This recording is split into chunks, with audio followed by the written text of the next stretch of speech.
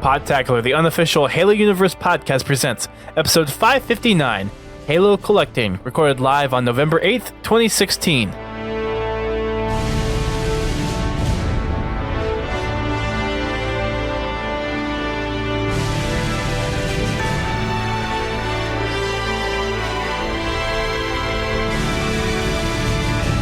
Hello everyone, welcome to Podtacular, the unofficial Halo Universe podcast. I'm your host, Duststorm. I'm your co-host, Godzilla T. And welcome back from another good week of not Halo. And now we're looking at elections for those in the US, so it's been a very interesting day so far for us recording. But we have some things to take our mind off of the election stuff, at least for us in the US, and that is Halo consumer product stuff. We have the folks on from Halo Collector, Mr. Kevin Hurd and Mr. Laird, have graced us with their presence tonight. Hi diddly ho, neighbors to the south. Hey, you might have a few of those not being neighbors and might be permanent residents after tonight. I guess they're called what, expats or something like that? I don't know. Draft dodgers. Draft dodgers. Anyways, so we are going to be taking a look at different Halo collectibles, different Halo merchandise pieces, and we have a few interviews lined up to place in this episode as well after the show. We have an interview with James Monosmith, who is the sales and marketing manager for the Halo consumer products.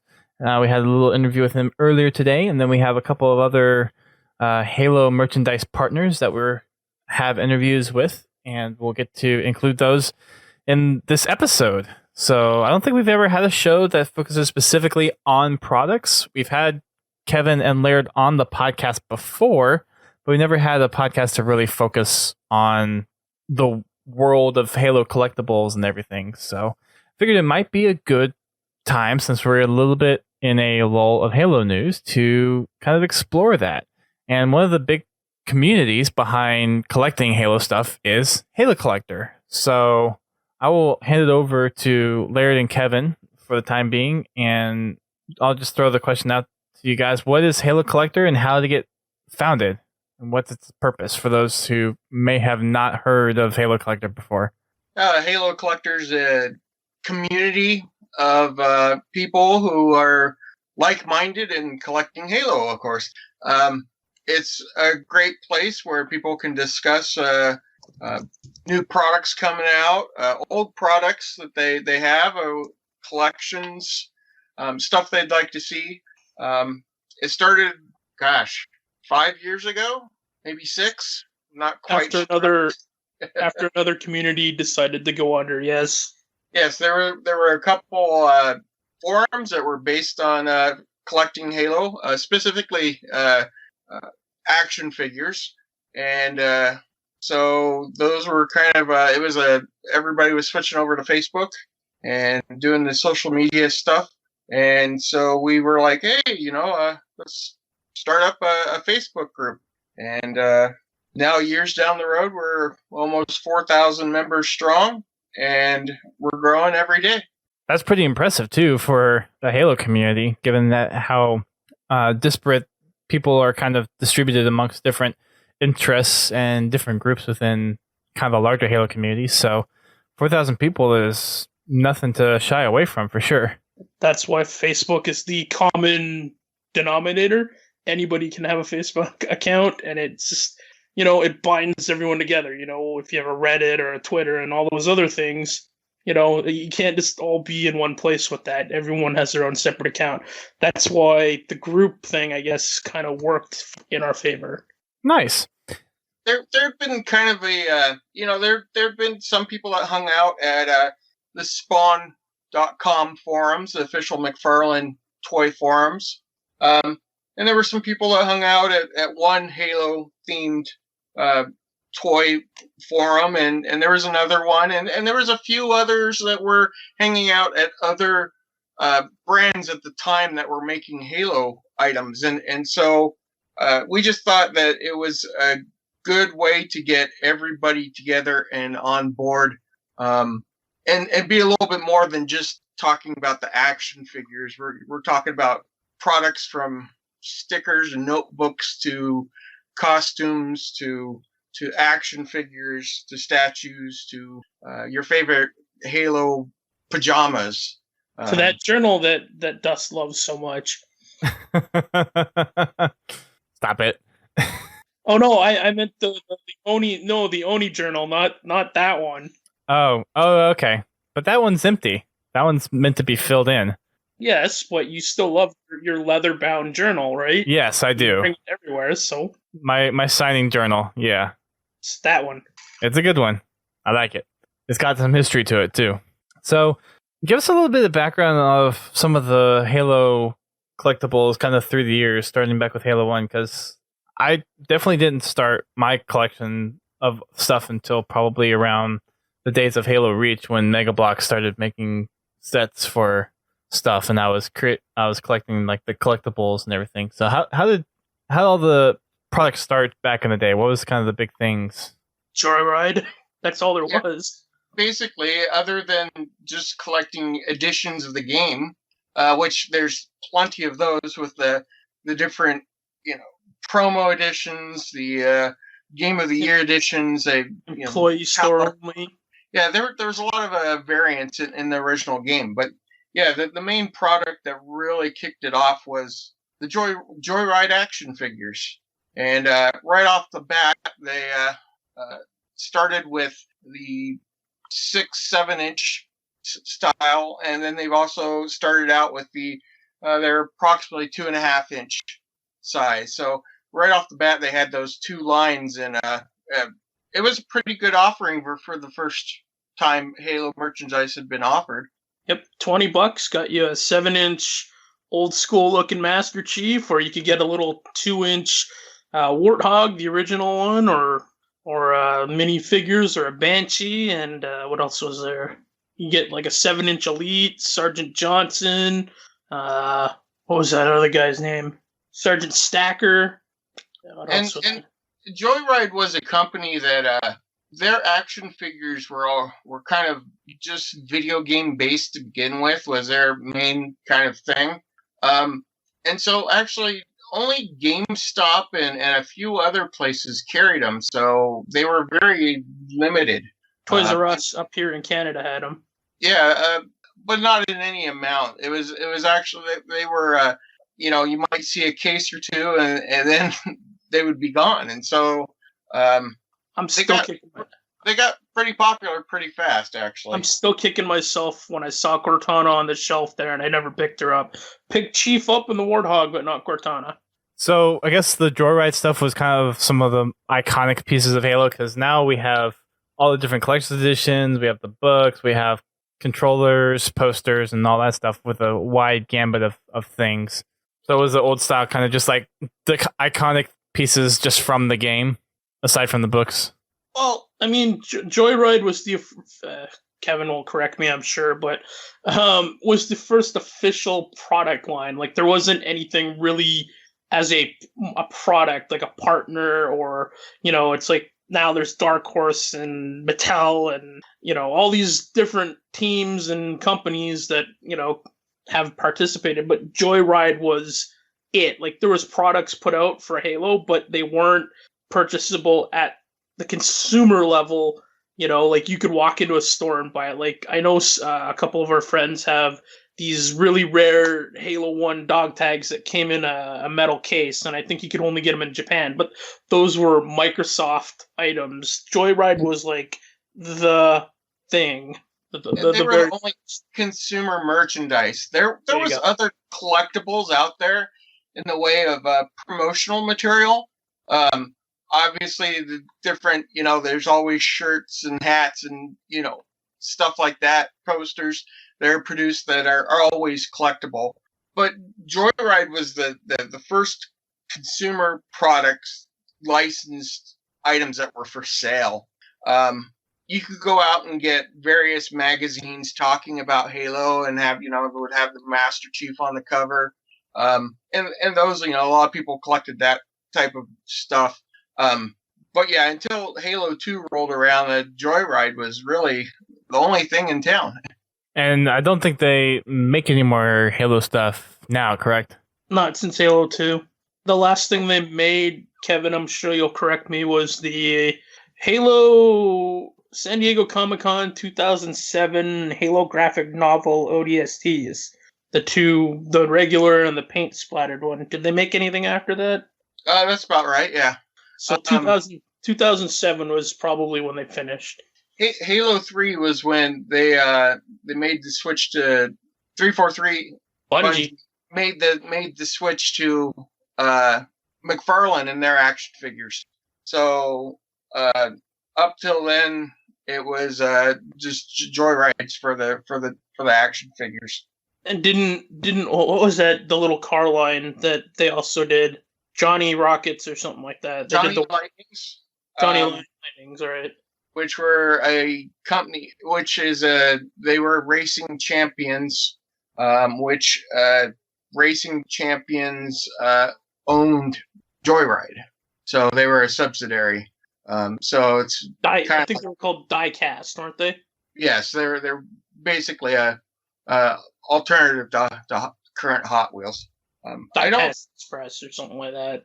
Yeah, that's Joyride. I believe was right after that went out of business after they lost their main license. I'm not even sure if Racing Champions and that is all still around either. They actually had prototyped the Halo 3 Master Chief. I've seen images of it. Joyride, that is. Yeah, some lucky few people do have some awesome Joyride items. I've seen a set of plushie figures from Joyride that I've never seen or even heard of that. Yeah, it was like a beanbag Master Chief. So are there a lot of different products that are developed in concept that just never end up hitting the street because of a possible lack of interest, or what determines if those kinds of products just don't get made for consumers? What's kind of that threshold? Yeah, there could be a whole bunch of reasons, from lack of interest to licensing problems. I mean, delays. I mean, let's take a perfect example of the Romeo figure that they had posted and pictures, and they even had prototype figures, and for years and years and years we got the whole team, but we didn't get Romeo, and then they just didn't do it for whatever reason. You know, I'm pretty sure it was because of the delay. They had 2 years to put it out, but then Halo 4 came around, and they moved on to Halo 4 from the previous, what was it, Halo Universe line. That's a perfect example of something that got put out there and people wanted, but for whatever reason. Some of the stuff that I really cry over late at night is some of the Halo 3 items that got set aside. There is a company called Master Replicas, and that was such a Master Replicas was a company that produced replica props, and their mainstay was mostly Star Wars lightsabers and helmets and blasters and various other movie FX props. And they had started doing some Halo prototyping, and they actually came out with a couple of Halo pieces and their little 1/6 scale die cast a battle rifle and a Covey carbine. Yep. And those got released, and they were planning on a really nice FX electric energy sword, which was just it looked amazing. But another thing that they were planning was a 18-inch die cast Master Chief. And oh my, wow, it looked amazing. It was a nice doll body, and all the armor on it was die cast. So I could only guess that thing must have weighed a ton. And cost a fortune. It was definitely high quality, very awesome. Master Replicas also, at the time, they had prototyped some like 1/2 scale helmets, and if you ever get the chance, you might have seen them pictured in some of the videos of 343's lobby. They sit in a display case, and they're prototypes, which are very, very cool. A red and a blue one. So, Kev, in your opinion, why don't you explain why some of this stuff doesn't hit the market? There's a lot of reasons. It could be timing. Could be maybe they can't settle on cost. Could be just there's so many different reasons. It's like making a movie. You've got to have a perfect storm for everything to work out. And then even when you do get the finished result, it not necessarily is what you had hoped for, but hopefully is done well enough that people still enjoy it.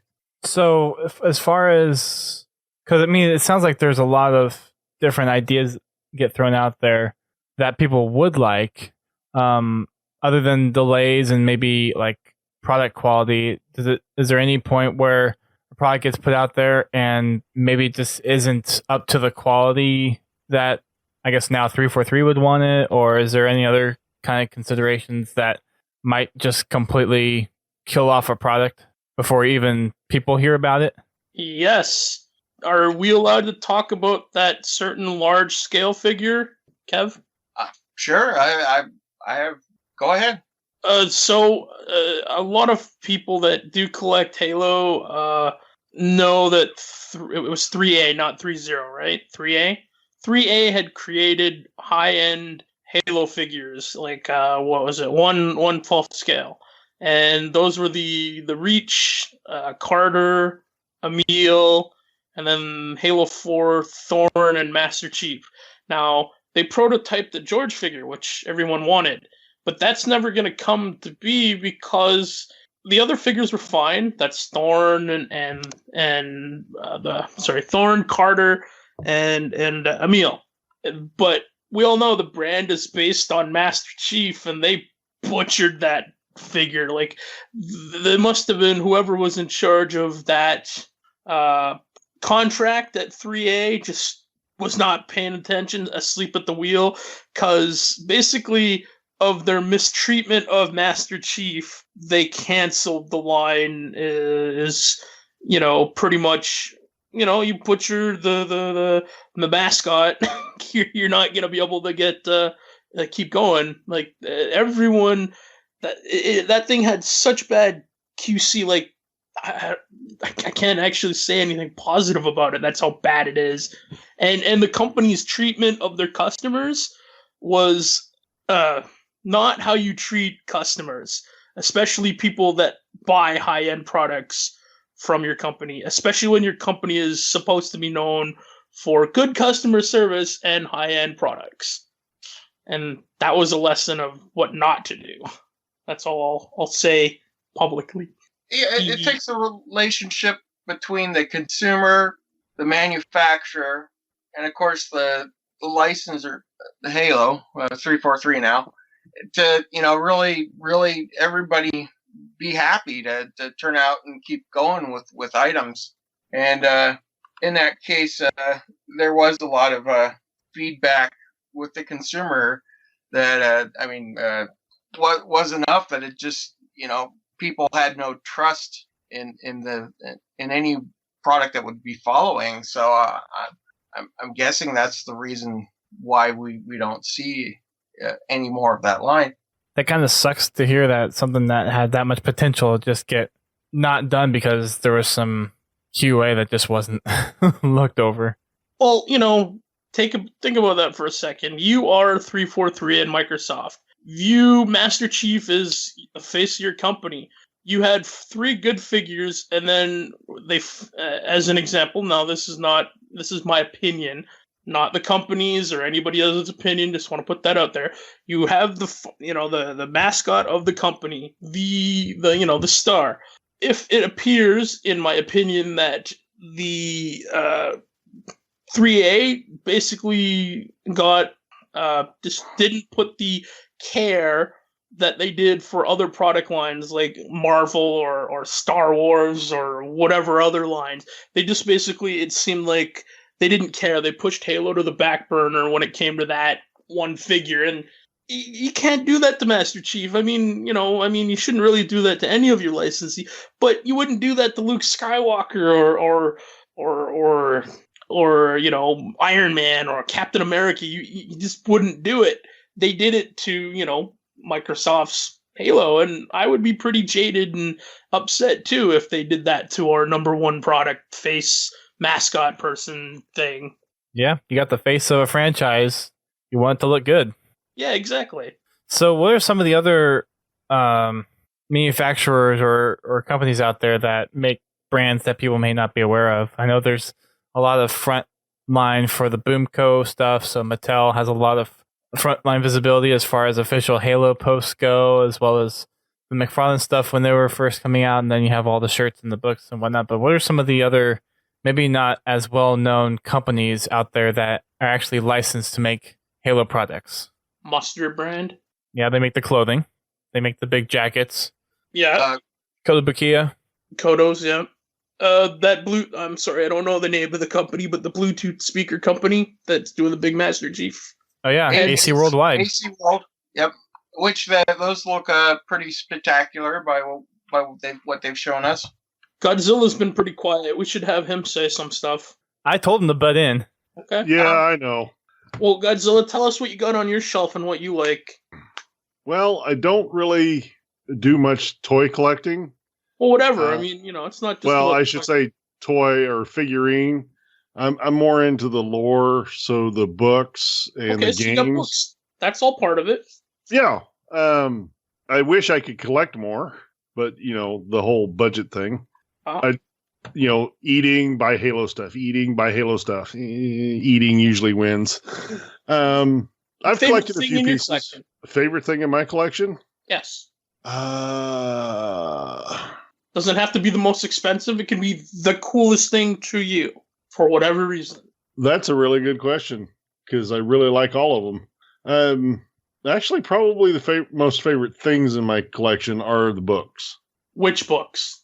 Mythos, Fall of Reach. Well, don't get me wrong. There's books I like better than others, but overall, I like all the books because it's something I can enjoy over and over again. The Halsey Journal. Well, at least the first 22 pages of it.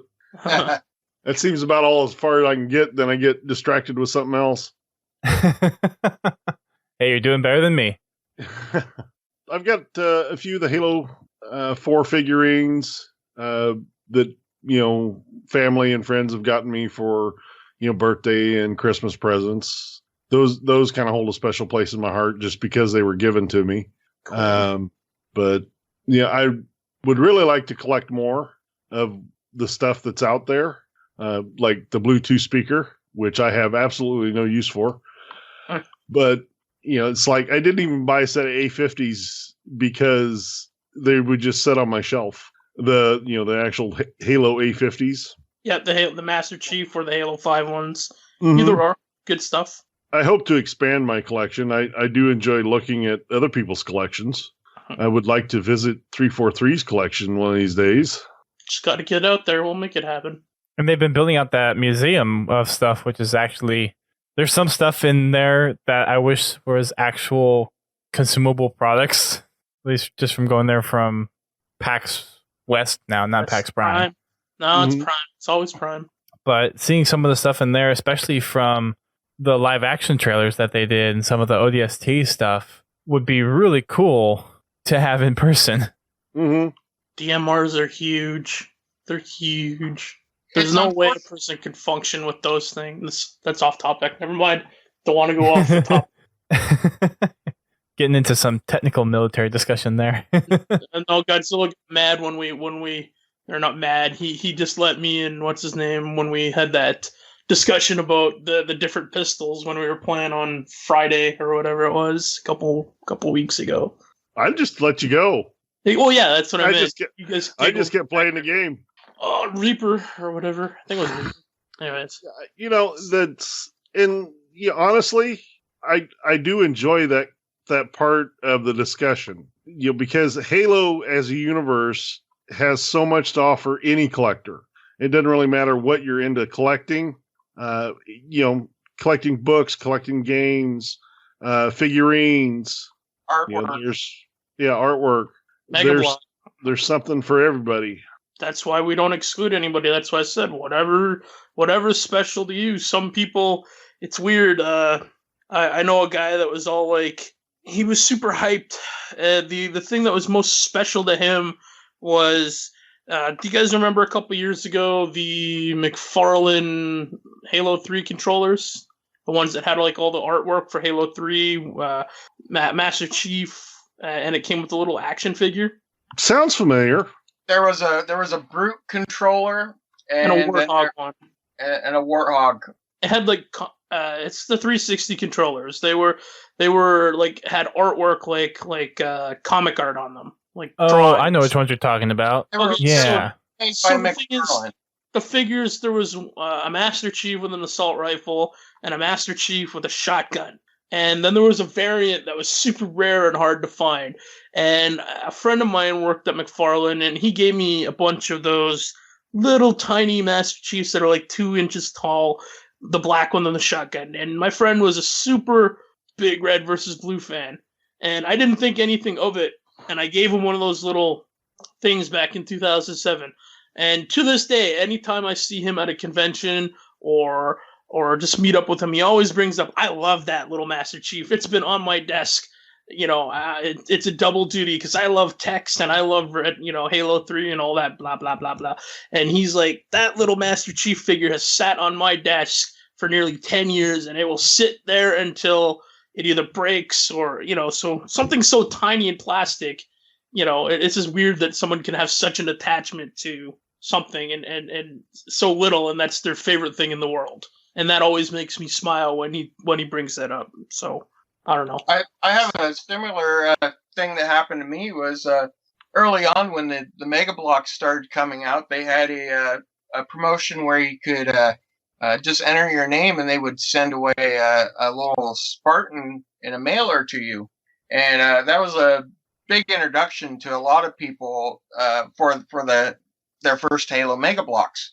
And one of the special things in that was that out of all these thousands that they were sending out, 100 of them were special active camo Master Chief. And it was a total random chance you could get one.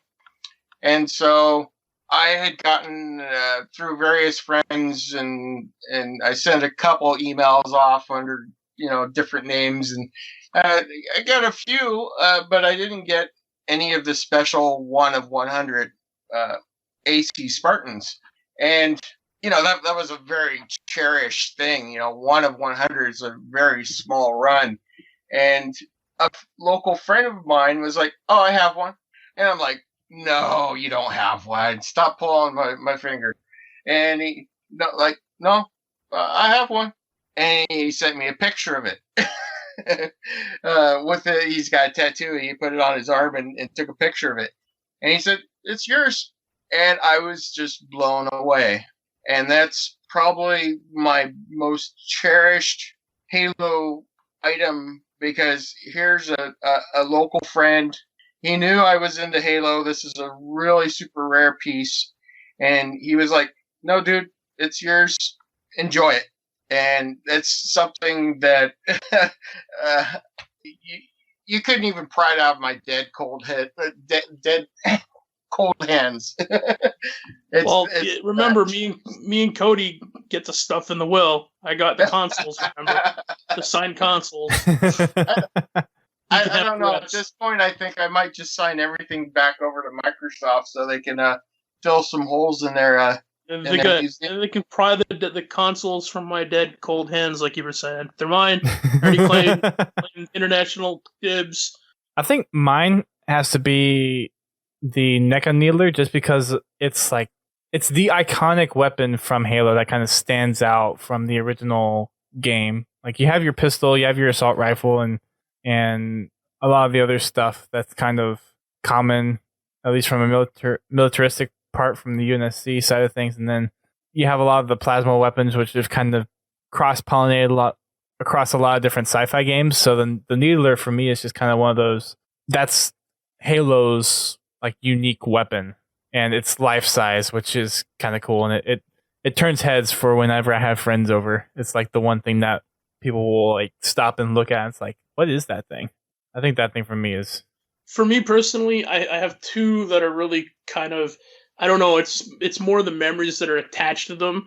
One is that year that we got the Sandboxer Spartans all done at Comic-Con and we all stayed together. I don't know, that Sandboxer Spartan, I mean, it's cool, mine. And you remember I ordered like 6 of them for everybody, and Mm-hmm. and I went back and, you know, my card, it's just more of the memories of they wouldn't accept my credit card, and I had to call the bank through your phone, and you know, so it's kind of the memory, that Spartan, because of the memories, and just because it was a lot of hard work a couple of years prior, was those what was it, the Comic-Con helmet pins, the set, getting the Halo 4 helmet set. Those were so hard to get, especially full sets. And what was it, I call it the Dead Space helmet. It's got 3 lines for light. Ventnor helmet? I think it was the Ventnor helmet. That was the hardest one.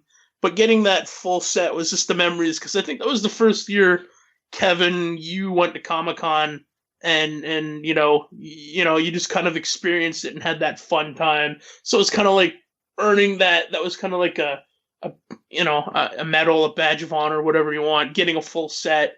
So that's probably my favorite thing in my whole collection. It's not that big, but the pin set, and then a couple years later, the Sandboxer Spartan. But it's more the memories tied to that stuff. Yeah, I was going to say that memories is part of it too. And I think that's one of the kind of driving factors of these people kind of collecting some things. I know for me, one of the reasons why I started collecting Mega Bloks was because I grew up collecting Legos, Star Wars Legos. And whenever they first started coming out with the Mega Bloks during Halo Reach, it was one of those things like, oh, this is a tie back to my childhood. This is something I could really get back into.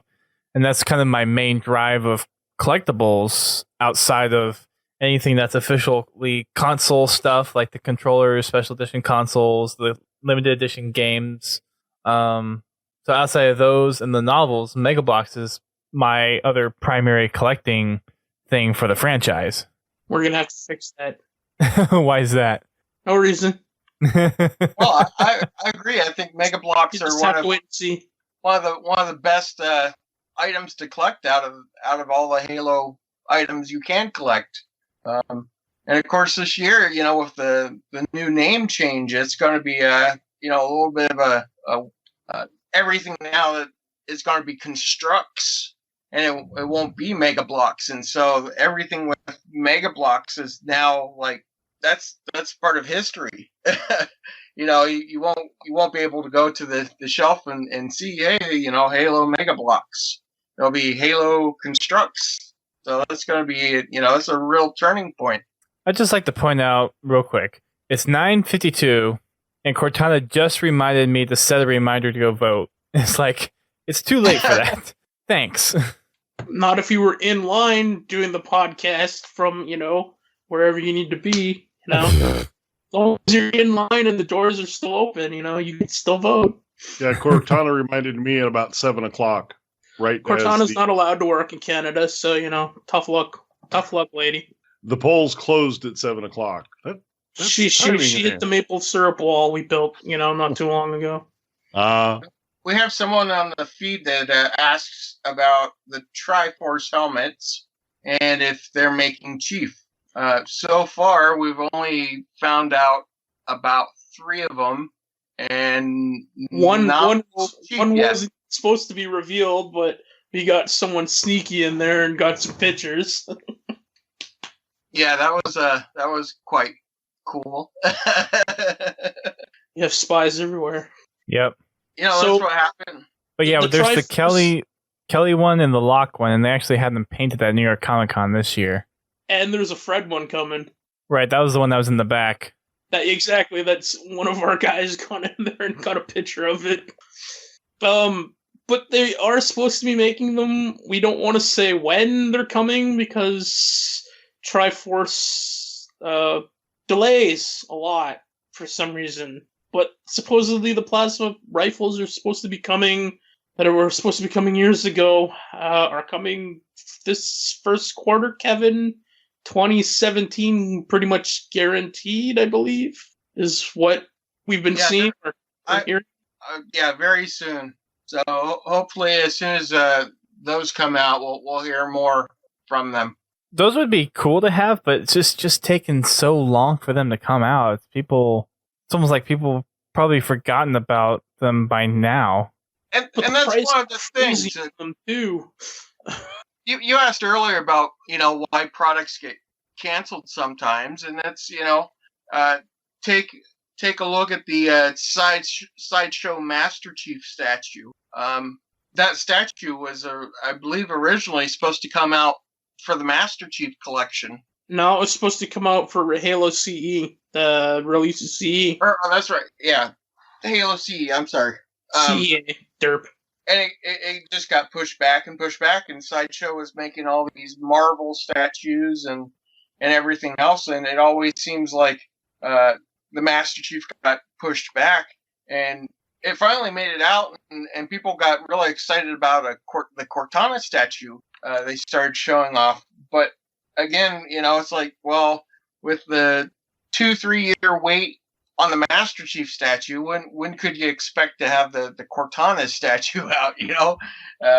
Like 343 and Microsoft, they don't want Halo Cortana from CEA coming out when Halo 5 is releasing. It's a different Cortana by then. It's kind of confusing to the audience. Yeah, it's a huge juggling act. There's because you have games that are coming out, and you want product to support the games.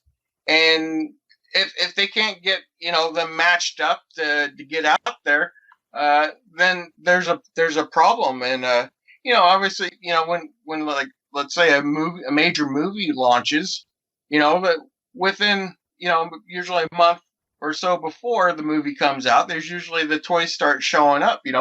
If you had a company that was saying, oh well, yeah, we'll have those toys for the launch of this game to help promote it, and then they weren't showing up till months later or years. How well do you think those are going to sell? Because it's when a game comes out, when something popular comes out, it helps push everything along. And when you're getting these jolts, these pushes from out of the blue when people can't meet deadlines and stuff, it makes a real mess of it. I'll tell you one partner that they, I guess it would be kind of recent, picked up. Dark Horse. Dark Horse, they put stuff out when the games come out and on time, and it's good quality stuff. Like the Halo 5 stuff, granted, it launched a little after, but it was within 6 months. I mean, you've got, we got a little bit of the Halo 1 era stuff. We got the Halo 5 stuff. And in time for Halo Wars 2, we're getting the nice Spirit of Fire model that's supposed to launch, I think, right alongside Halo Wars 2. That's how you do a product launch within the window of when the item that it's supposed to be, launched parallel to. That's how you do it. You don't launch something 10 months, 2 years later, 4 years later. It's supposed to be when it comes out within a relative period. And that's why I like their course. They do quality work and they stick, at least in their models. Other stuff, I don't want to start a fight in the comments or wherever, but at least with their ship model stuff, good quality stuff on and on time. Yeah, and that's something I think that's of worth and value, is making sure that you have at least deliverable time frames that are reasonable for people wanting to buy your product. Or if it's going to take a while to manufacture, then give people realistic deadlines. Because one of the things I'm thinking of, especially when it comes to delays, if these companies are making these products, it's understandable that some delays may occur, but if it's delays because of reprioritization, or if it's delays that is caused by manufacturing delays, then they should really be trying to accommodate for that. And whenever they say the release date's going to be, I would think. Yeah, especially when they're taking pre-order money up in advance of said product coming out. Specifically, what do you call it? Triforce. Yeah. That's kind of some people expect that in the statue industry because it seems like that's how a lot of the higher end companies work. There's a lot of date pushbacks and stuff, but there's just a point that, it becomes unacceptable. And when you're dealing with collectors that have budgets and stuff, they need to set goals, and they need to have legitimate windows of time. They need structure. Structure is even on the structure, as in, like Kevin was saying, a budget, right? I mean, if as a collector, I'm like, okay, I'm gonna take $2,000 for the year as my budget to buy crap, as an example. I'm only going to be able to, I want this, and I'm going to leave a little bit open in case something pops up that's unannounced or, whatever, and I want to get in on the pre-order. Okay, so I'm going to spend this much in January, I'm going to spend this much at Comic-Con and PAX and buy stuff, and then I've got X left over for that unannounced thing. People want to be able to know where they're going to be able to save their money and spend it, or, be able to put it towards something else or save it, as an example. That's why people want structure, I guess. I mean, wouldn't you want to be able to know that in January that, $500 you bought put aside for that helmet, you could actually go buy your helmet and not have it pushed back till, oh great, now it's $650 and it's coming out in July, and now you need that money for something else. People like structure. Okay, gotcha. Consistency is also on smaller items that you don't need to pre-plan on. Consistency helps with items that are come out time after time, because then as time passes, the older items get more collectible because there's more people joining in on collecting them. And it's a consistent flow that if, let's say, you have something once a month, that that by the end of the first year, there's going to be more people into collecting that item than there is when it first started. Like Loot Crate, for example. Like Loot Crate. That's what's great about Loot Crate is that, every couple of months, you get those items.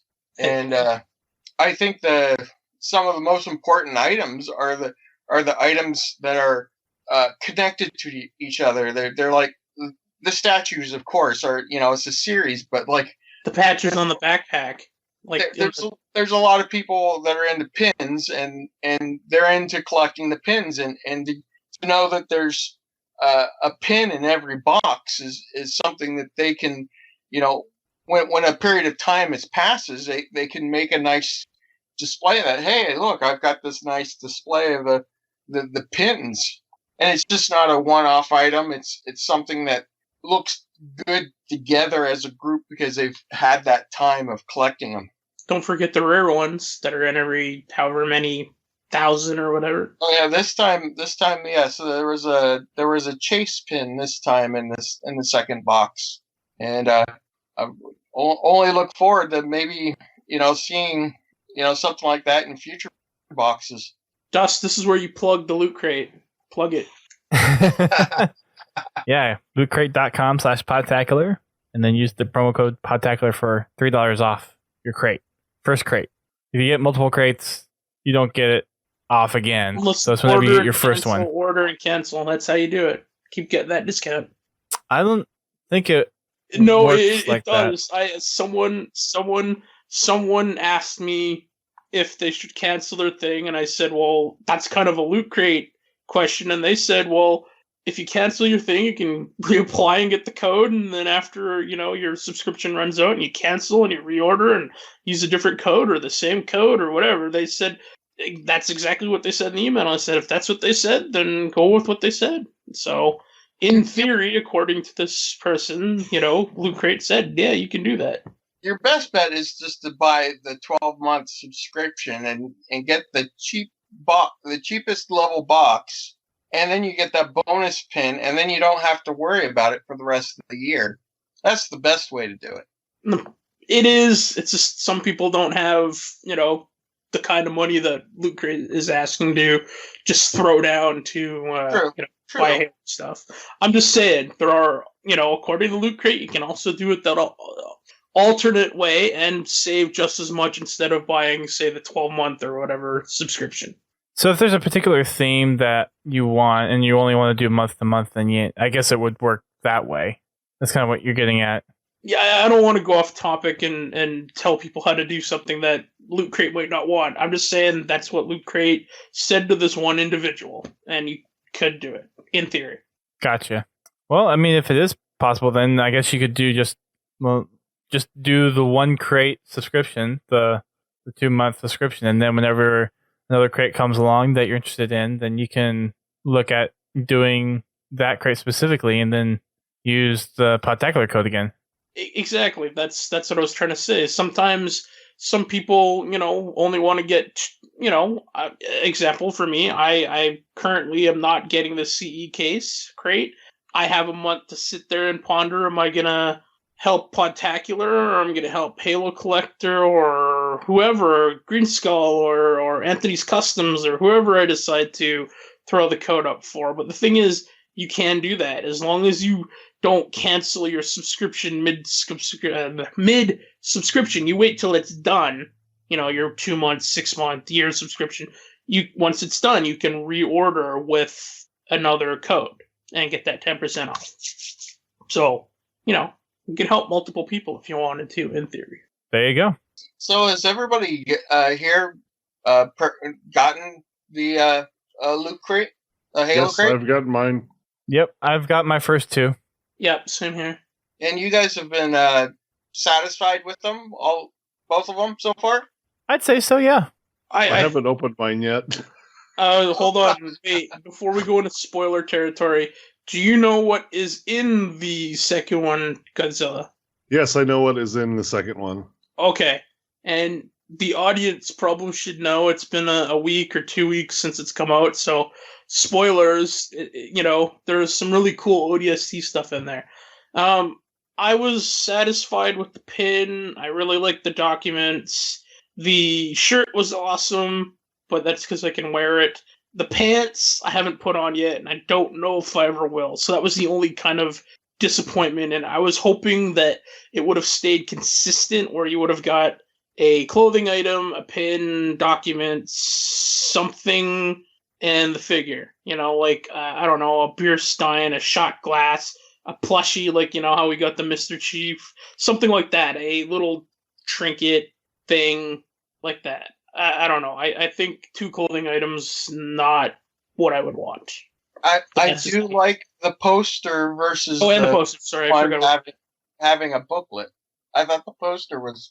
Yeah, that was actually a good idea. I just don't like the 2 clothing items. I would have preferred a physical thing. I don't know, whatever, a plushie, a beer stein, like an ODST engraved, laser engraved beer stein or cup or whatever, or a coffee cup, whatever, something physical. We had something useful. We had the backpack, right, which can be used. And we had the hoodie in the first one and the plushie. We had stuff. It's the pants. I don't know. I can wear the pants. It's just I don't want to wear Halo pants when I sleep. Based on the service, and I mean overall in general, you might not have liked every item, but overall the boxes, the 2 boxes that everybody's gotten have been pretty good. 3.5 out of 5 is what I would give them both. 75%. A-okay. Good stuff, needs a little improvement. I would say 4 out of 5 myself. I would say 4 out of 5 for me. Everything always needs improvement. Yeah, I think there's some cool other little things that they can do with the crates and kind of little exclusive things that they could probably do with it. Because there was some stuff, I think, in the first one that I think from both of them I already had previously. There's nothing in the first one you could have had. These items, that's the only time they've been released. Maybe I'm thinking of something else. I thought there was something in either the first one or the second one that I could be thinking of something else then. Everything. You might have been thinking of the crate that had Halo stuff in it, which was that, was it the lunch kit or whatever it was? The metal lunch kit? Oh, yeah, the December crate maybe. Or the gaming. Whatever it was, yeah. It could have been that one. Yeah. I'm hoping personally. I'm hoping that that we might see some special Mega Block, or even a special Hot Wheel, or even like a little additional bonus weapon pack for the Mattel figures. You know what in I the think? next boxes that to help promote the other retail lines that are being sold. That would be cool. I think what everyone would agree is there was, I don't know how many of you guys saw the Gears of War 4 loot crate, but it came with a little, the Lancer, which is the Gears of War iconic gun with the chainsaw. And it was metal, like die cast, and had like a little display stand. I think we could all agree what really needs to happen in this, it probably won't, but we'd all have to agree it would be awesome to have, is a little 3-4 inch Halo 1 pistol with a little, it sits on an angle and, has a little display stand, and you can put that on your desk. That's probably the most iconic thing, like a little trinket, would be cool. You're saying like the die-cast ones, like master replicas. Exactly. Like a little Halo 1 pistol, M60 or whatever it is. I think that would be a perfect item for a loot crate. I personally would like to see more of those kind of display style items. Not necessarily within the loot crate, but just as a general collector's items for Halo. Like having things with stands that you could put on a desk or a shelf. But with the coming theme of Halo Ring, Halo CE, don't you think that would be a perfect little item to have in the loot crate? Nice little die-cast replica of the Halo 1 pistol that everyone loves? That and some kind of Halo ring, I think, would be really cool too. Oh no, now you've hit the button with Kevin and the Halo ring. Don't get me started on that. It's a good story, actually. If you guys want a little 2-minute blurb, Kev, Dust asked them the story, because that's the only way I'll tell it. That's my rant. Go for it, Dust. It's a good little ring. What's your rant about the Halo ring? So here's my rant. We're now going to celebrate the 15-year anniversary of Halo, and you can say that, well, the Halo merchandise didn't get rolling out the door until months later, if not a year. So we've got 14 years of merchandise behind us, and in all that time, we've never seen a Halo ring, any item based solely on an installation. So, like you were saying, there's no ring. Like an actual license. It could be a coaster, a cup coaster, a wristband, a headband, a scarf, an actual ring you wear. Fans have made stuff like that, but we've never actually seen a licensed item based solely on the Halo ring. Halo ring. I mean, that's just common sense that you would, make a actual Halo ring, whatever. I mean, that's the freaking title of the game. Well, yeah. Yeah, 14 years, and we haven't seen, not even, I mean, of course it's featured in products, you buy a t-shirt, it's got Master Chief standing there, it's got, he's standing on the Halo ring, it's got the Halo ring on the cover of the book. The closest thing that anyone has ever gotten were those trophies that they handed out at Halo Fest a bunch of years back. Like, who was it? The Machinima Contest had that Halo ring. The Halo World Championship has the Halo ring, but they've never made a ring that anybody can, walk in and buy or whatever. Was Claude's award, did it have a ring? Yeah, it had a ring. Him and Brian Newman and I can't remember who else won one, but yeah, it's got the little ring on it. It's hand painted, and metal, but it's still a Halo ring from the company, Yeah, there's just so many things that could be made that are a circle or a ring that can be something that doesn't need to be, out there. It doesn't need to be high end, but I mean, one item. Halo brand condoms. Sorry. Oh, jeez. Family show. Yeah, that's a good point.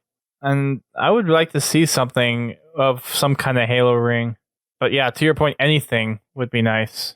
I'm a big supporter of like Christmas. Like I like ornaments and stuff, and I would love to have a little like Halo ring ornament. You know, be it you could plug it in, maybe a light socket would light up or something.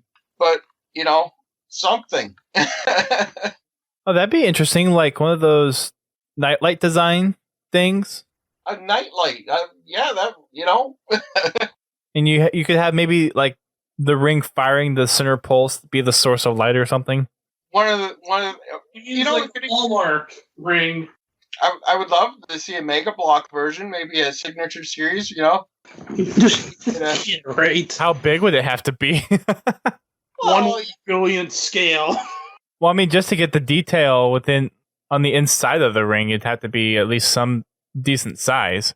well, you don't necessarily need to make it Mega Block scale, as in you know it's in scale to all the other Mega Block items. It could be a Mega Blocks model, which if you're familiar with other construction toy companies, they sell like the Space Needle, and you construct it up, and it's obviously not in scale with their regular line, but it's a model. It's a representation of that.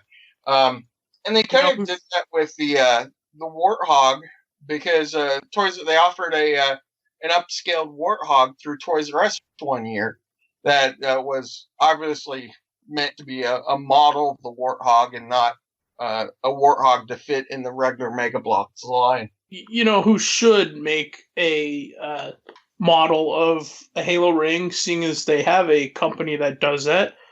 Dark Horse should do that. You know, they've already got the little Forerunner base.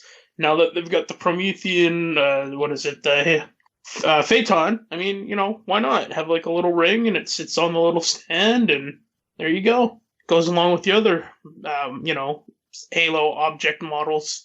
Shit, you know, it's not just ship, but yeah, I guess vehicle models. Yeah, I get what you mean. A nice little. Are they? They're not metal. What, Kevin? What are they? They're not. The ships are resin. They're cold cast. Okay. Okay. Well, do you think ceramic? Do you think a little Dark Horse, say, you know, a ring that goes a ring the size of the Banshee, like a little 6-inch Halo ring for $35 or whatever dollars they charge, would sell well? I mean, do you think people would buy that? A detailed one. That would be the only Halo designed item out there. I would say probably yes. Okay, guys, tell 343 in a tweet, Dark Horse Twitter ring for the like 2 people that are in the chat. How many people are in the chat? I think 3 or 25. so. There's 25 people in the chat. Okay, all 25 of you, if you're listening to us live right now, tweet at Pudding for Jeffrey, at Halo Gear, at Grim Brother 1. We want a Dark Horse Halo ring, please. Thank you. Oh, at Dark Horse, of course, too. Oh, and at Dark Horse Comics. Sorry, them too. There you go. So I guess kind of while we're on the subject, what's your guys' like number one thing that you wish could be a Halo product that is not out there already? Since you guys have done a lot with product stuff before, and it doesn't include the Halo ring, since we just talked about that for 5 minutes.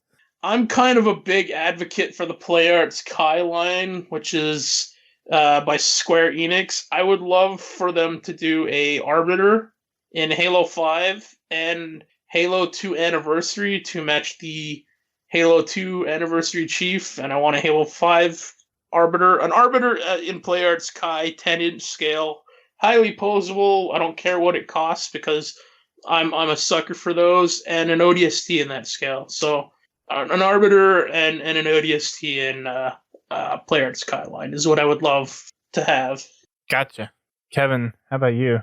Oh, He wants a Halo ring that he can live on. You know, I'm a kid of the '80s, and I love my 3 3/4-inch action figures. And Star Wars, G.I. Joe.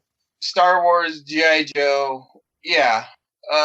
To see a Halo line in 3 3/4-inch, because then you could do vehicles and stuff. That would probably be my little Halo heaven thing to have. Yeah, that makes sense. I mean, if you remember G.I. Joe, that giant aircraft carrier that was like $100 in the 80s. Kevin wants something like that, but like a full size Pelican that you can have a full size scaled Scorpion tank that you could attach to the back of the Pelican, and you can have like 40 little dudes, little action figures, female and male Marines hiding out in the back of the Pelican, and a pilot and a Spartan and all that, but in 3 3/4 scale, and all for like the price is like $4 a figure or something like that, or $3.95 or whatever. And they have high articulation too, like G.I. Joes. Oh yeah, definitely. And they're durable. They're something that you can play around with, and they won't snap apart in your hands. Okay, so not like G.I. Joes then. Because I remember I always used to buy G.I. Joes because they had the elastic. G.I. Joes were pretty good. No, because if you twisted them too much, the elastic band that held the chest to the crotch would snap. I know I did that to. That was an easy repair. Yeah, well, not when you're like 5 years old, like I was.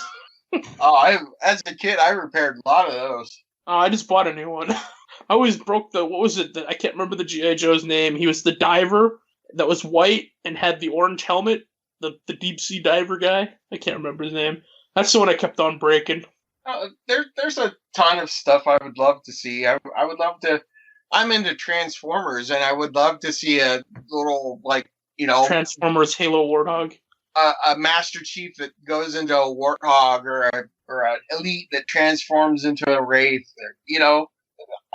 I think that, obviously people will be like, but that's just fun stuff. I like the fun stuff.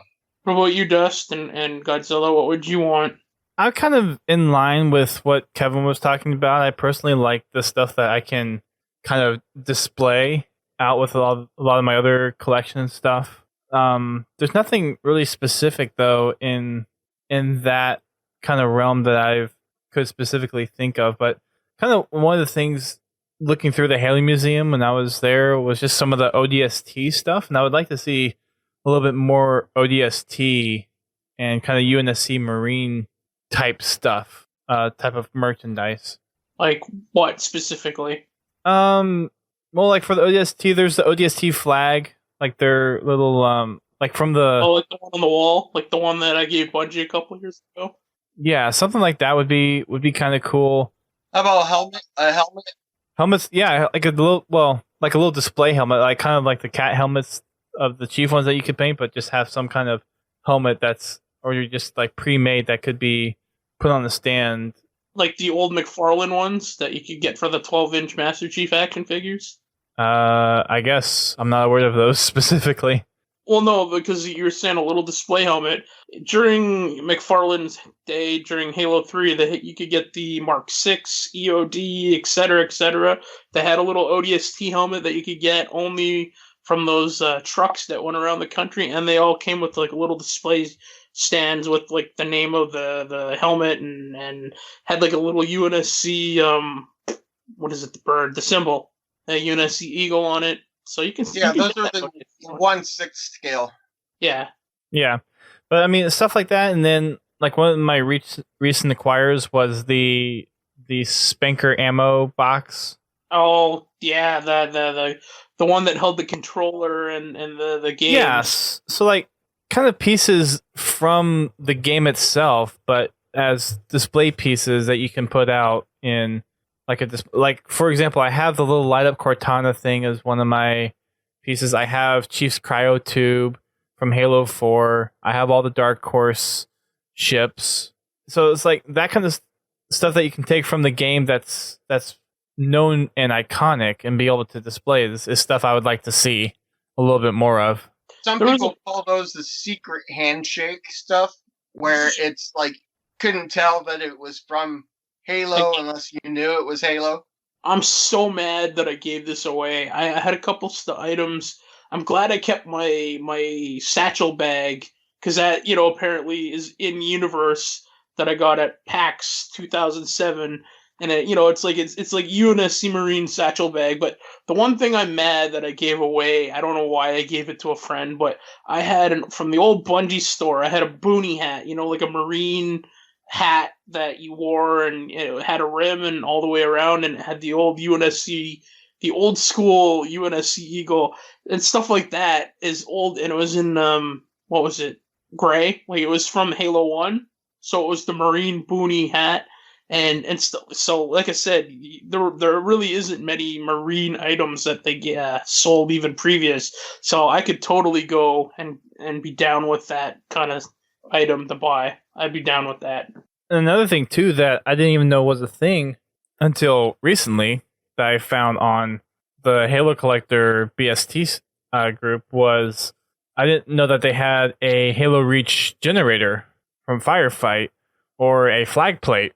They had the generator defense set, and what was it? What was that one where you captured the core?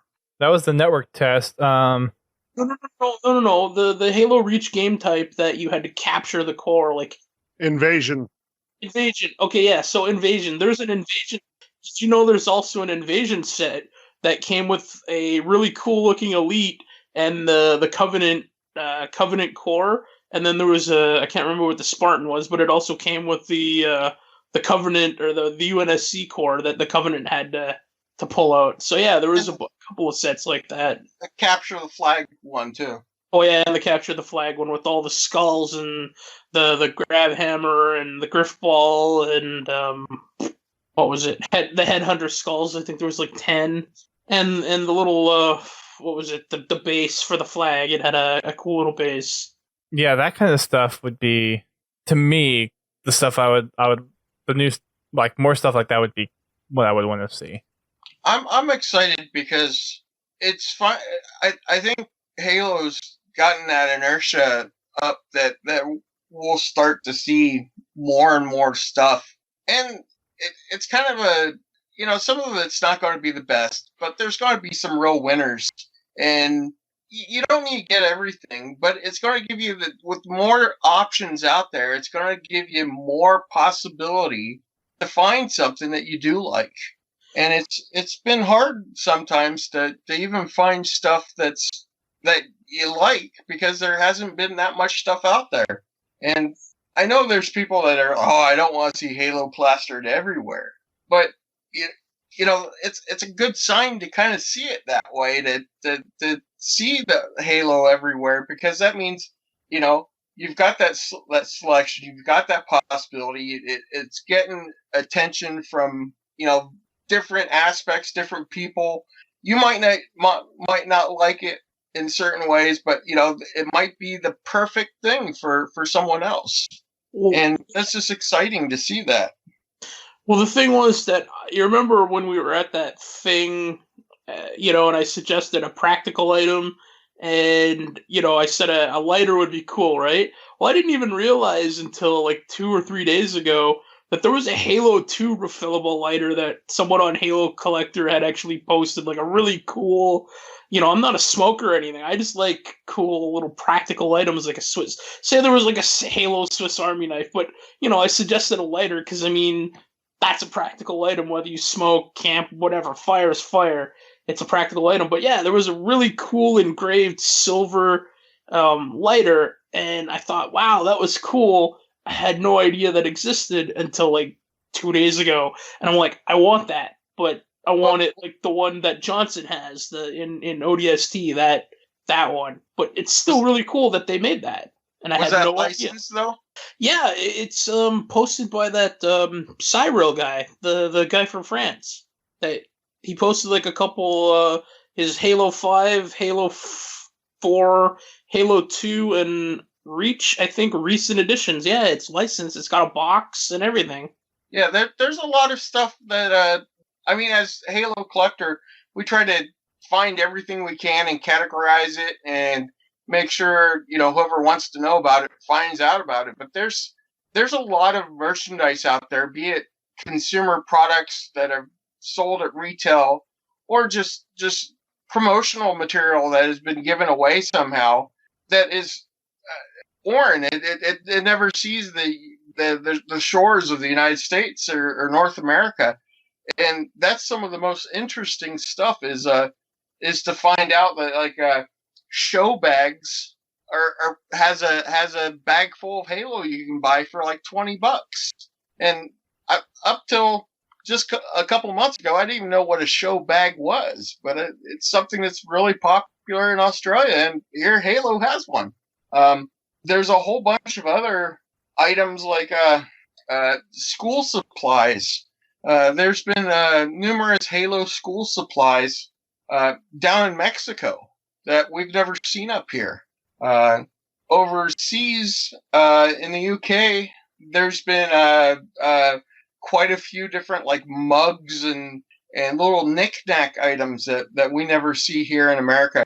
And it's interesting to be able to reach out there, especially to other the other collectors that are not in the U.S. and find out what they have and what they've been able to collect and share that with everybody.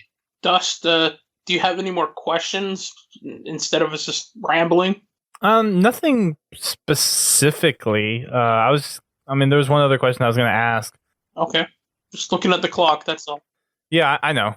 The only other thing I could really think of, unless Godzilla had something else to bring up, is just kind of what do you guys see the direction of consumer products branching into as far as new types of products that we could see for the franchise? Or where would you like to see it go? Oh, where would I like to see it go? I mean, both. I'd like to see. I really see them going after the new generation because that's the only way to sustain it. I mean, you can't just live off the old Halo guys. You got to get and ladies. You got to get the new ones too. So they're gonna start going younger. I don't know how to say it other than that. I mean, look how many people we saw post. Unicrack and South. There's a perfect example. That's a 2-generation Halo family. They bought their kids Master Chief disguise costumes, and wore them for Halloween, and they're now Halo fans, and so that's how it's gonna start. I don't know how to say it other than that. That's a perfect example. They're gonna go after the multi-generational Halo families, consumers. Yeah, and I think that's great. I'm not disagreeing. I mean, that's how I think you're going to see products happening. You're going to see mom and dad that are Halo fans buy their sons and daughters or whatever their child identifies as, Halo stuff. I mean, dad's going to buy son, daughter, person that identifies as however they feel.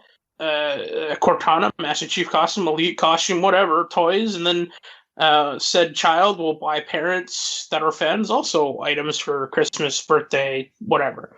And it's just going to grow that way. And then hopefully son, daughter, child continues the tradition. That's sustaining it. Yeah, I think the younger audience is a most definite. And I think another aspect is the ladies and the women that enjoy the Halo.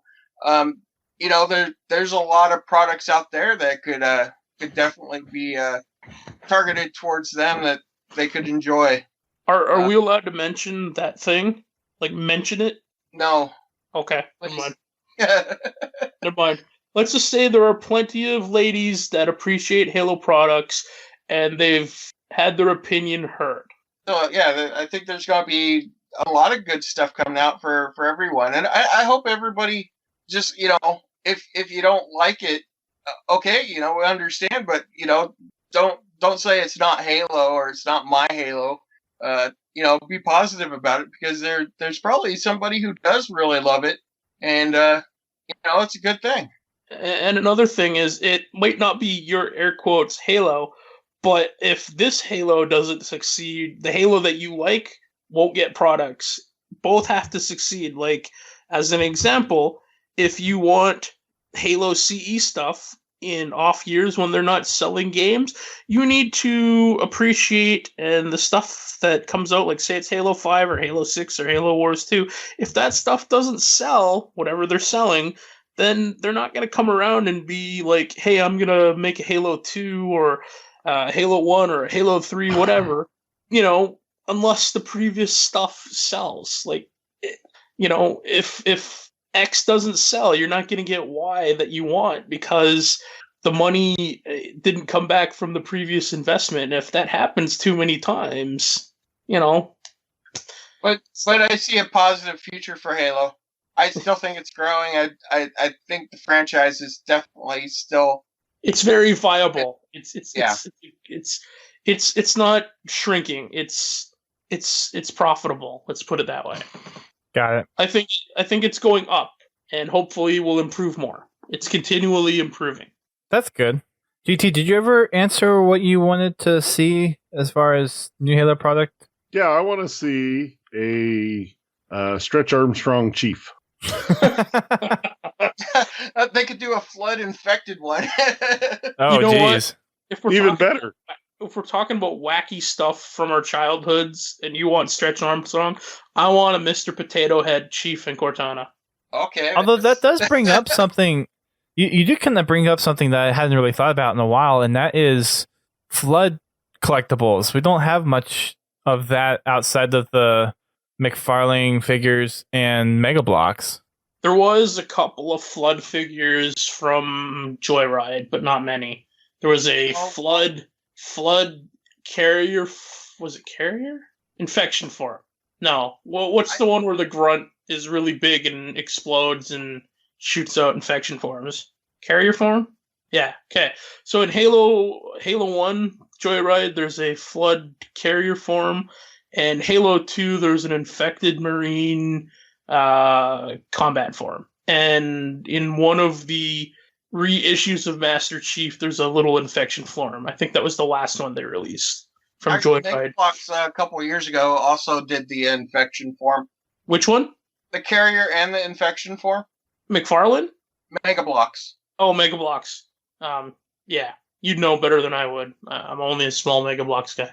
And McFarlane did, what was it? The Perfect Form. I can't remember what that one was called. It was before it became it was a spider-looking guy. Spider-looking flood. Can't remember what it was called.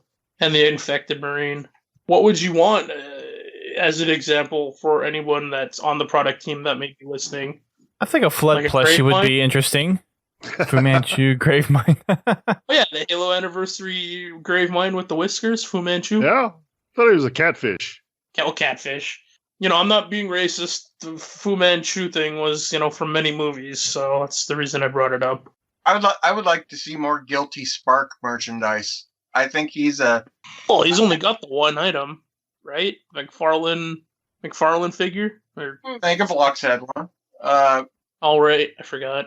Wait, they did? Yeah, it was in one of those the blind packs, like Series Delta, or was it Delta? I think it was like Series 8.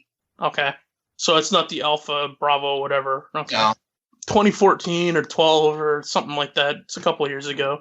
Came with where did it come with it? There was two little things on it. There was the Guilty Spark and something else.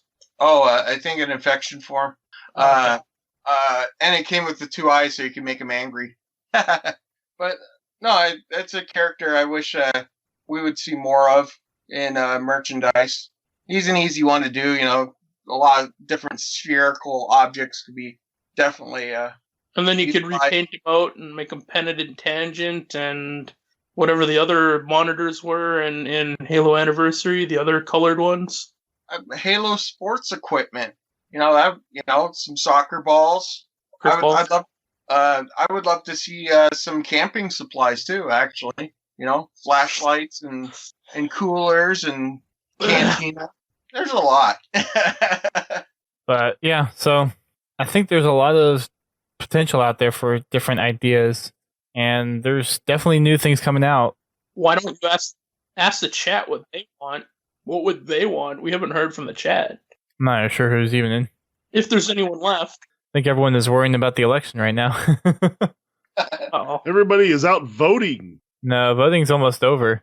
Well, not for West Coast. Well, maybe. For another I don't 15 know. minutes. Okay, well, for anybody that's left in the chat, they can hear us. What would you want if there's anyone left? I'm checking to see if there's anyone left in here. Just Raikou. He's the only one at the moment. I think it's one of those things that we're just getting I mean, the universe is expanding, so there's ideas for merchandise expanding with it, which is kind of cool. But I think there's a lot of stuff that's been left over that we haven't had much get developed for or much made for. Stuff like the Flood and other things. But there's just a lot of possibilities out there. So Well, there's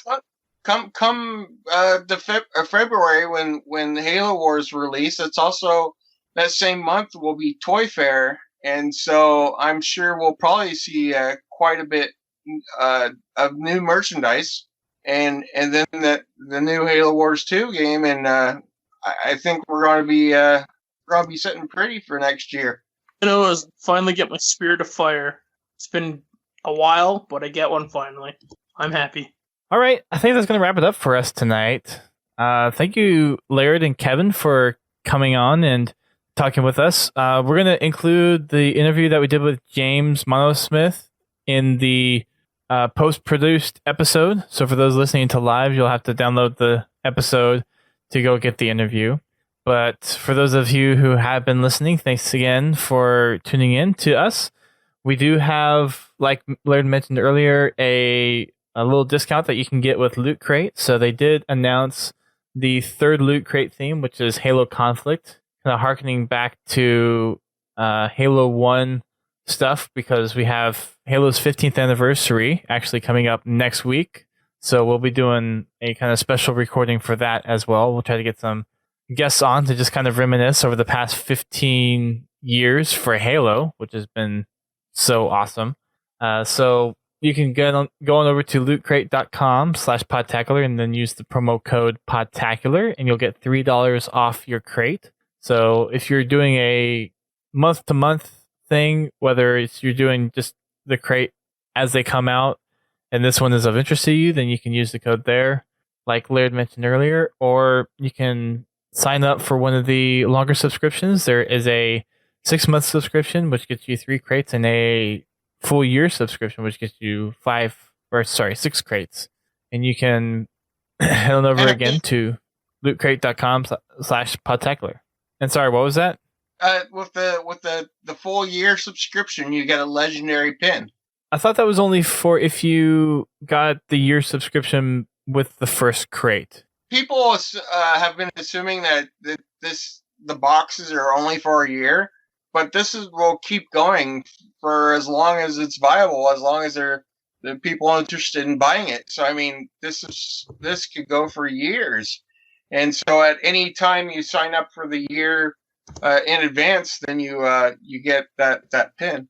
Okay, I didn't know that. I know talking with James earlier today, he said that they don't have plans to. I mean, they have plans to keep making the Loot Crate as long as there's interest in it. So I didn't know that the pin though was something along the lines of it was only for the you could get it whenever you do a year subscription. I guess because they're supposed to come out with Fireteam Apollo stuff within Halo 5 too. Is there any more word on that? No idea. Other than I think the one little display card that we have for your nameplate that we've gotten so far. I think that's currently it. Other than the Fireteam Apollo stuff is the Loot Crate guy. I mean, your whatever the serial number, and then LC is part of Fireteam Apollo. I think for now that's currently it. Okay. You can also check us out on our social media platforms. We are on Twitter, Facebook, Instagram, YouTube, and Twitch. We record our shows live on Tuesdays now, starting at 9 p.m. Eastern Time. So you can check us out there for live recordings. If not, you can download the show afterwards via iTunes or any other podcast aggregator out there. I think there's an entry for us on Stitcher. Zune Marketplace sometimes works, sometimes doesn't. And then we need to work on getting ourselves onto the Google Podcast and a couple other stuff. But you can find our RSS feed on our website, podtacular.com, and download past episodes from there as well. You can also check us out on the Podcast Network, part of a network of gaming-specific podcasts, which includes Critscast, which is a TF2 podcast, Guardian Radio, which is a Destiny podcast, and The Learning Cliff, which hasn't been making episodes lately, but it's still getting some attention from people that are interested in EVE Online. And then there's an unofficially affiliated podcast called Podcast 76, which is the breakoff podcast from Critscast to cover Overwatch. So you have those for gaming specific podcasts, and then you have Work in Progress and How to Murder Time as also part of the podcast network. And you can find that over at podka.st. And again, they're just really cool shows to listen to if you're interested in the games that they cover, or if you're just looking for something to pass the time, whether it's on your drive to and from work, or if it's just something to kind of fill your ears with some background.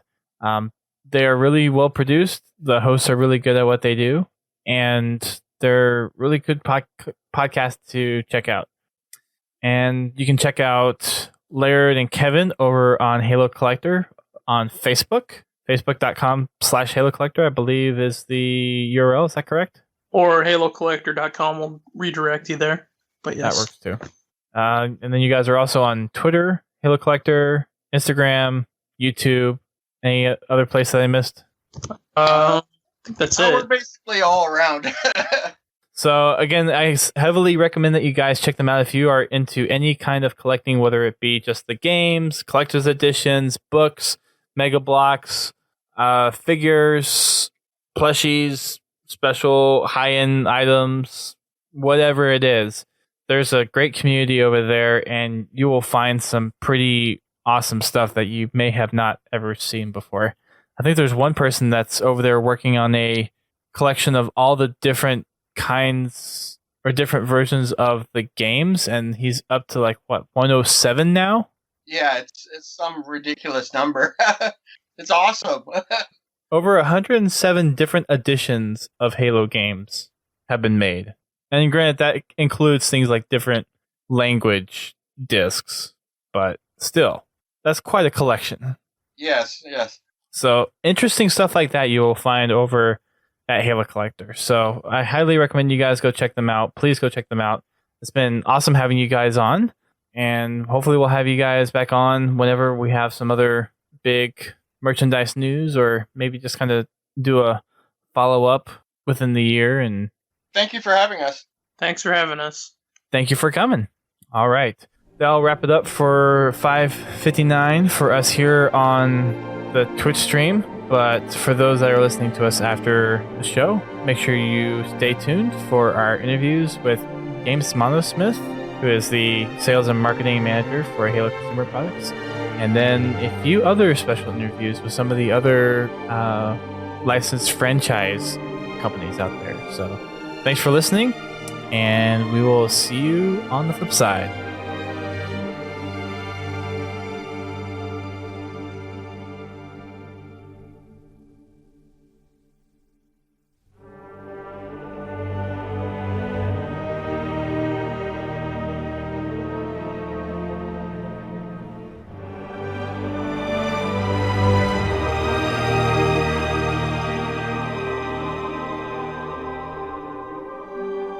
Hey everybody, this is Duststorm here, and I'm sitting down with the sales and marketing manager for Halo Consumer Products, Mr. James himself. You guys have probably heard him on before, but James Monosmith has been kind of in the limelight for some of the Halo product stuff. You've seen him on live streams, you've seen him in videos, and now he's making his debut appearance on Podtacular.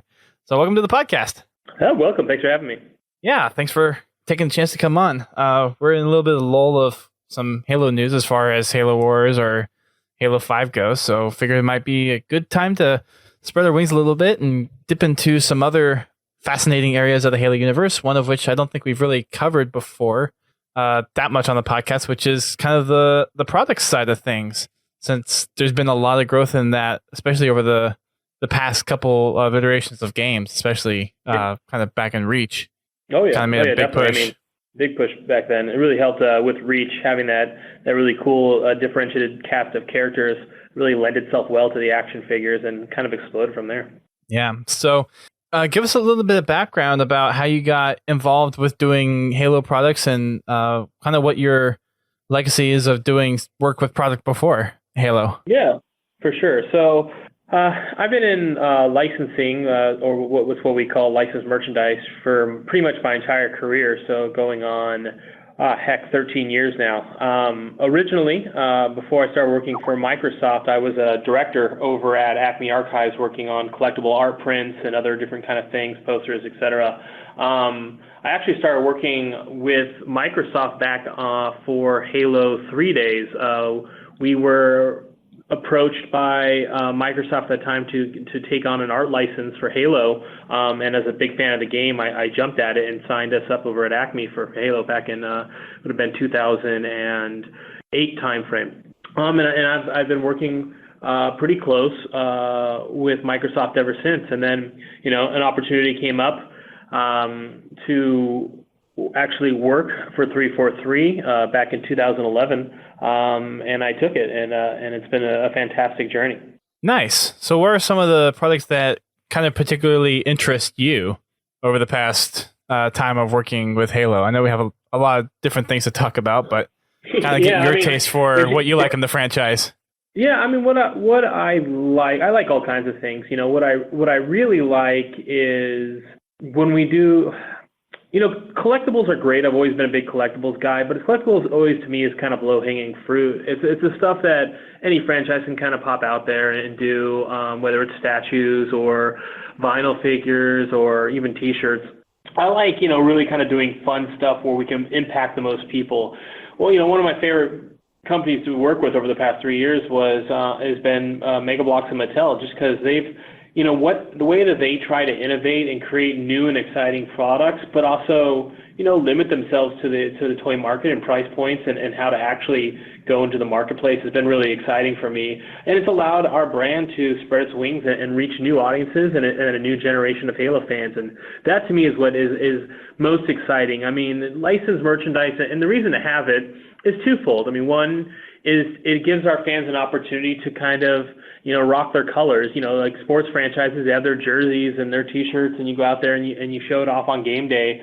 Well, with pop culture franchises or gaming franchises, we have our collectibles and our licensed merchandise to show people what we love and why we love these franchises. Obviously, Star Wars has been doing it for a very long time and are the gold standard, but I'm extremely proud of how Halo comes out and shows up and the kind of stuff we put out there for our fans to gravitate towards and to pick up and to show off their brand.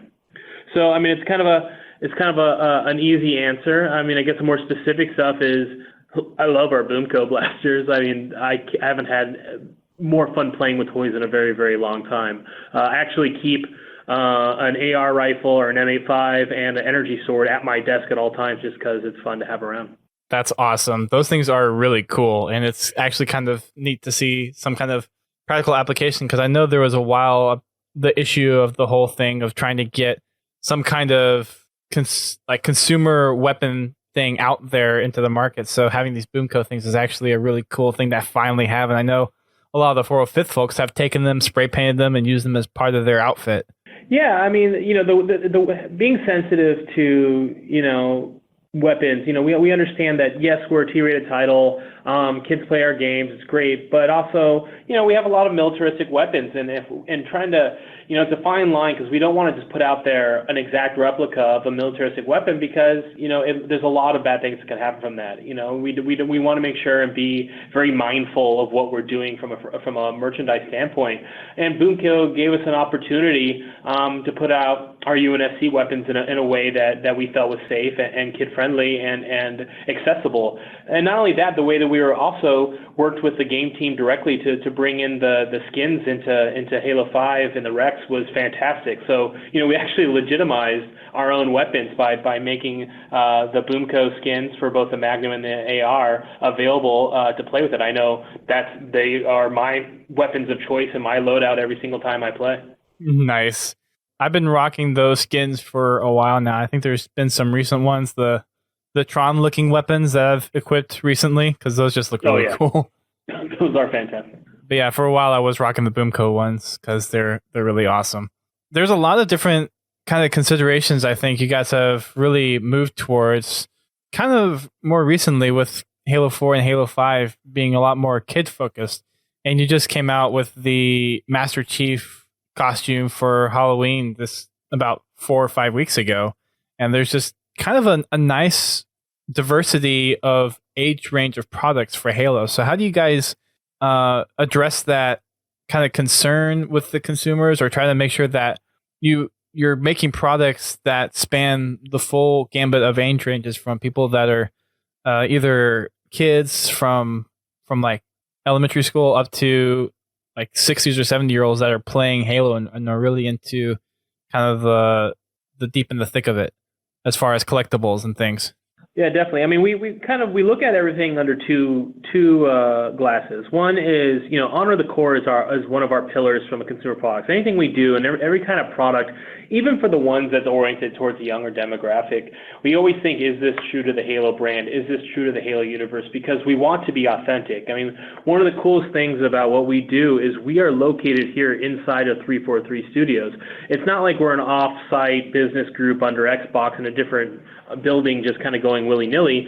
We are here with the entire dev team and community team, and we do real-time feedback. We talk to them, they talk to us, and we try to make sure that what we put out is really about the brand, and that we're really hitting the notes that all of us who are fans, I mean, I don't know, everybody here who works on the game is a huge fan of the franchise, and we want to make sure it's something that we're proud of and we like. At the same time, we're given a unique opportunity with what we do to expand the brand into a new audience. When you think about, like, how did we all start collecting to begin with? Well, it all started when we were kids and we collected action figures, whether it was G.I. Joe's, Ninja Turtles, Thundercats, Star Wars, whatever. I mean, that's where that passion comes from. And we had so much joy in collecting as kids that I think it's important for the Halo franchise is to pass that down, to pass it forward so that the next generation of kids who are growing up loving video games and loving the Halo franchise has an opportunity to start collecting when they're 8, 9, 10 years old, so that they have a passion and a brand when they're 30, 40 years old like we are. So it's a balance that we play, but it's one that I think is the most exciting because we get to create the products that when we were kids we would have wanted. And that's, you can see a lot in the products that we're putting out now. Like when we design action figures and work with Mattel, we're trying to make them to be the ones that are available to the younger demographic, but also ones that we would have wanted to play with then and are proud to play with now or show off now. So it's something with everything that we do, we try to do both. And then at the same time, we have a collectibles program that is oriented towards our older audience, where we get to go deeper into the lore and do some of the, inside baseball kind of references and do some of the products that maybe aren't as applicable to a larger audience, but definitely honors our core and gives our fans, who've been with us for 15 years, stuff they're really looking for. Yeah, and you mentioned earlier kind of the whole, like, how Star Wars has had a full range of products, and it just kind of reminded me, I got my interest in collectibles doing Star Wars Legos, and then once I saw that Halo had Mega Bloks, I was instantly hooked, kind of feeding that childhood memory of collecting those things. So that was definitely an in for me, and it's just really cool to see how kind of the variety of different products that there are, from the different collector's editions for the games, to the consoles, to the lunch boxes, to the books, the weapons now, the NECA stuff. I mean, I have my giant needler sitting behind my computer monitors, just kind of like my biggest piece of my whole collection. Yeah, that thing is awesome. It's so awesome. But it's just a testament to the diversity of the products that you guys have made. And now you have the Halo Legendary crate that has some pretty exclusive stuff in there as well. So can you tell us a little bit about how you started getting or talking with Loot Crate and getting that all kind of pulled together?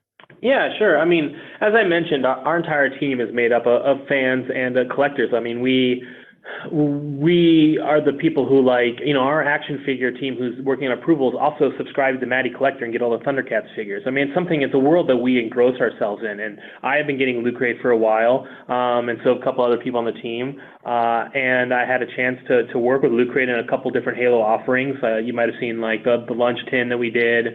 We included some ODST drop pods from Mega Bloks. We did a scarf, a few things that we got a chance to work with their direct crate, and that was exciting.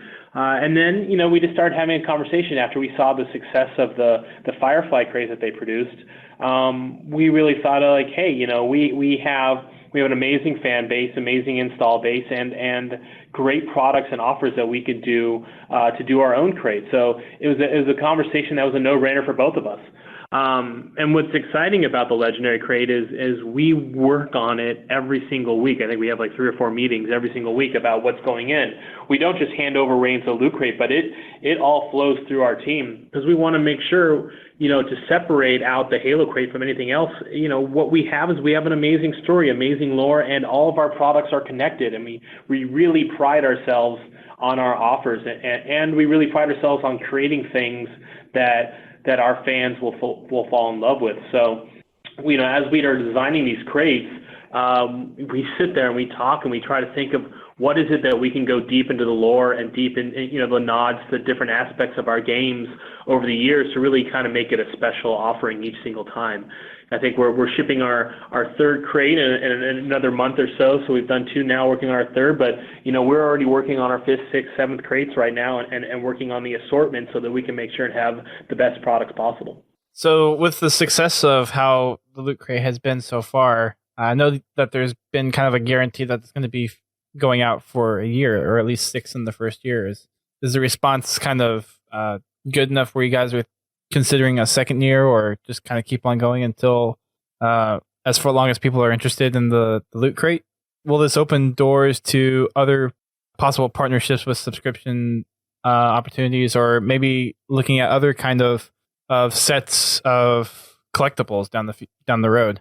Yeah, I think twofold. One, we have a plan through 6 right now. We've announced it's going well for us, and our plan isn't to stop anytime soon. So we'll keep evaluating. We want to make sure we keep on delivering the quality of product, and as we look at heading into next year, because I think 6 is planned through June or July of next year. Well, we would ideally like to keep it going indefinitely, as long as the fans are into it, and as long as we can keep on coming up with really cool ideas. The success of it is definitely opening up to our thoughts to other ways that we can provide our content to our fans. As far as other subscription services, we're excited that we're working with Loot Crate, and I think they're the bee's knees and the top of the industry, and we want to continue working with them. But we're always looking at other ways that we can deliver other types of content to our fans in meaningful ways. And if something else comes up, we're definitely going to take a look at it. It is allowing us to kind of spread our wings in the collectible side and work on things that we normally haven't done before. And I think it'll allow us to create even more cooler collectibles through other lines over the course of the next year, heading into the next title of Halo Wars 2. And I think our fans are going to be excited about what we have coming up. And you guys also recently started a new Twitter account called Halo Gear, which is kind of featuring a lot of the new stuff that's coming out, and it's featured a few older items as well, and just kind of the interaction with the community has been pretty great. Is there kind of plans to use that Twitter account as just a central hub of announcement stuff, or interacting with fans who are really into the collecting of Halo stuff, or like what's the best way for people to use that Twitter account? Yeah, I think that account, the reason we created is, we do a lot of postings to our main account, but really, our collecting community is such a huge part of our community that we wanted to give them a dedicated voice. Similar to how we did it with HCS, and we gave our esports community a dedicated voice through the @HCS account. We want to do something very similar to our collecting community, which is strong and very vocal. And so, we created that as an all-up hub to talk about all things collecting Halo, whether it's actual items, stuff we're selling, or stuff people come up or even make, or even showcase stuff done by the 405th and more.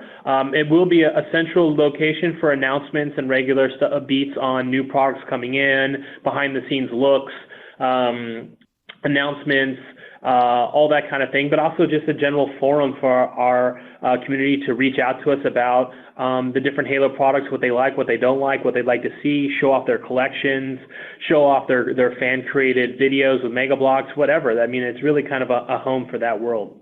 That's really cool. I know we're kind of wrapping up on time here, but what's some of the other ways that people can really interact with you guys on the products team, as far as like if someone has an idea, or if people have feedback about product or whatnot? Is Waypoint Forums the best way to go, or is there other methods out there that the community can really interact with you guys? Yeah, definitely. I think the two major ones are the Waypoint Forums. So I would say the Waypoint Forums are good. At Halo Gear, that gets directly to us. A lot of our members are on the Halo Collector forums. They're all on there, and they go over there every single day. They're in there reading everything you guys are doing. So that's also a great place to talk to us directly. So I would say between the Facebook Halo Collector page and at Halo Gear and the Waypoint forums, you got pretty much all of us covered. Very nice. Well, James, thanks for taking the time to kind of sit down with us and talk a little bit about Halo product. Hopefully we can have you on at some point in the future when we get some more big, cool things coming down our way. I have to say, probably my most favorite collectible item that I've gotten so far is probably that Needler, because it's just so freaking huge. Yeah, it's awesome. Yeah, I mean, it's just amazing when you build one of those Covenant weapons to scale, just how massive it is. You're like, oh yeah, that's right, they're huge, and these weapons are gigantic. Yeah. Thanks again. This has been James Monosmith, Sales and Marketing Manager for the Halo Consumer Products line. And we will talk to you guys later.